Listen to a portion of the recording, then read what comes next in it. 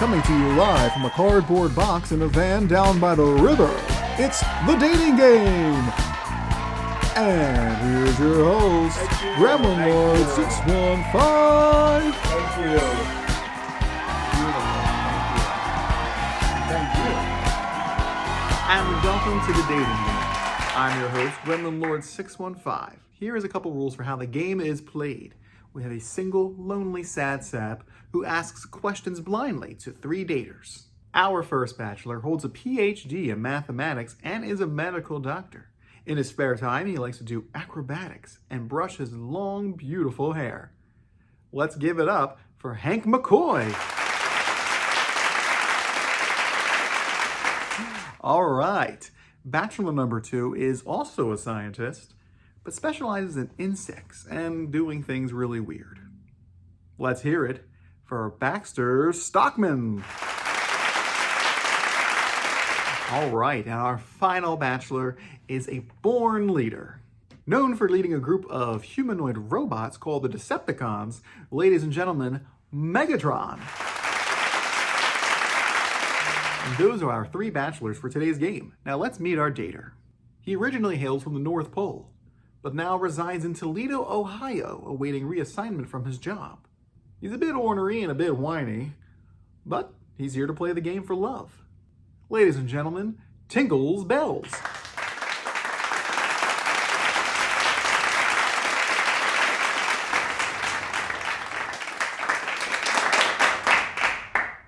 Hello, Tingles. How are you doing today? Oh, I'm doing great. Great. So you're going to be able to ask questions here in just a moment, but first let's get a nice hi from each of our bachelors. Bachelor number 1, say hi to Tingles. Hello, Tingles. Oh. And bachelor number 2. Hi! Oh, hi. And bachelor number 3. Hello, simple fool. Hi. All right, Tingles, are you ready to ask your questions to these eligible bachelors? Oh, I'm very ready. Great! I'll let you take care of it. Okay. Bachelor number 1, what's your idea of a perfect date? Well, I would have to say going to Baguette Boys on the Upper East Side for dinner would be great. And then a quick excursion to the New York Philharmonic to hear the lovely and effervescent Dana Barrett play the cello. Oh, she is amazing, and you will absolutely fall in love with her.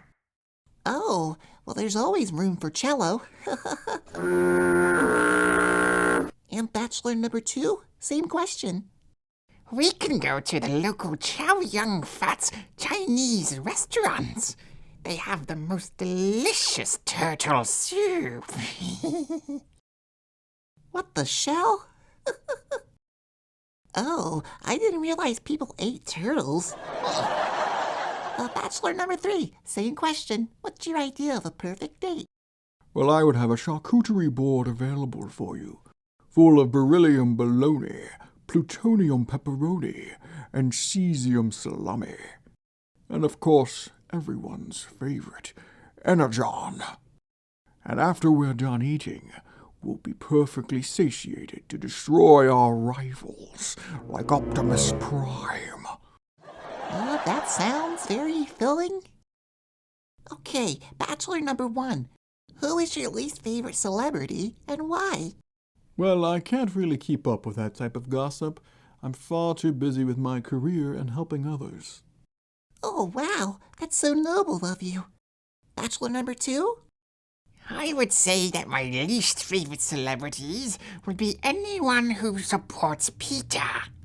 The bread? No, the anti-cruelty to animals people. Because the world needs more and more turtle skin boots. Oh, I'm not too worried about that. I don't even have feet. Bachelor number 3, who's your least favorite celebrity and why? Well, that's simple. Every single Autobot to have ever existed. But more specifically, Optimus Prime, my arch-rival. You do realize that you can cancel your Amazon Prime at any time, right? I said Optimus Prime, not Amazon Prime, you fool! Okay, calm down. Don't blow a gasket. Next question. Bachelor number 1. What do you like to do in your free time when you're not at work? Well, I like to keep fit and trim by exercising in my danger room, and after that, read a nice book by the fire with a nice glass of Chianti. Oh, a danger room. That sounds fun. How about you, Bachelor number 2? What do you like to do outside of work? I like to spend my time breeding flies to find a hybrid version that's able to pick a turtle shell clean. I also collect mold, spores, and fungus. You're really just winging in these answers, huh? And Bachelor number 3, same question. I don't have time to deal with leisure activities. As the leader of the Decepticons, it is my duty to make sure we never run out of energon. So all you do is work? Well, I do take the time to revel in the destruction of the Autobots. Well, as long as you're enjoying yourself, I guess. Okay, that chime sound means it's the end of the questioning round. Tingles, it is now time for you to choose who you want to go on a date with. And who will it be? Bachelor number 1, Bachelor number 2, or Bachelor number 3?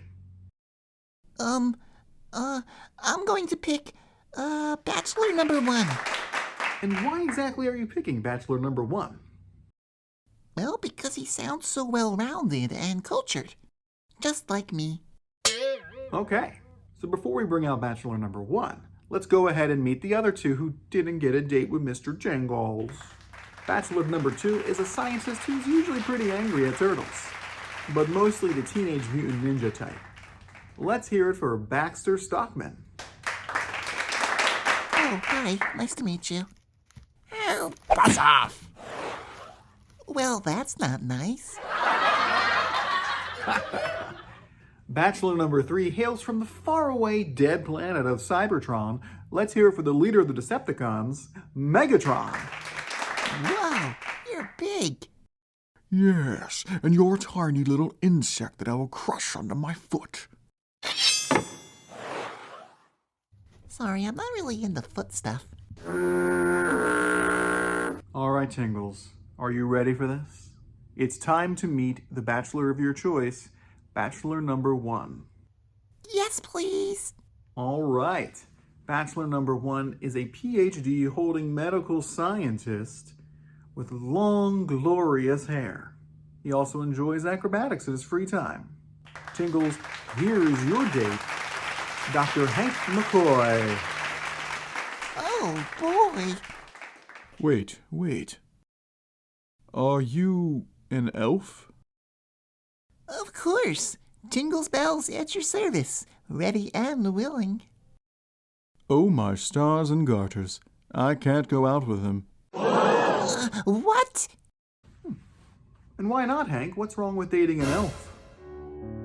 It's a sad and somber tale. My parents were killed by elves when I was just a teen. It would be a grave dishonor to them if I were to go on a date with you. I apologize. But I picked you. While I'm sure you're a lovely elf who handles your shelf quite well, but I must go. Farewell. But what happens now? I'm glad you asked, Tingles. You get an all-expenses-paid trip to this lovely rustic cabin here in the middle of the woods. That's right, Gremlin Lord. This cabin is located in a pristine and isolated forest, filled with great reading material for a single elf just like you. And at night, you can really hear the trees come alive. Oh, well, I guess it could be fun. Still sounds kind of lousy, though. It sure does. For you. I'm going to be taking the cash prize to Palm Springs. You snooze, you lose. And that's our show for tonight. Thank you for watching. And don't forget, have your children spayed or neutered. See you next time.